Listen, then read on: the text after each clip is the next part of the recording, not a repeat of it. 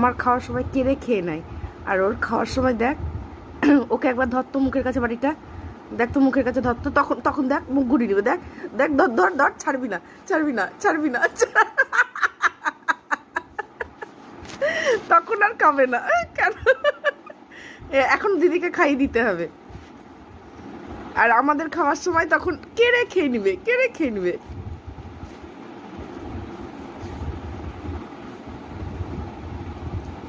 দিদি খাওয়াবি না?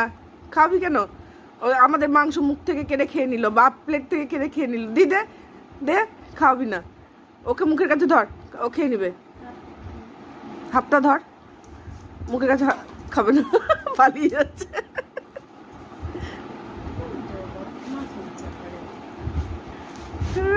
দিদির হাতের খাওয়া, কি হাসি।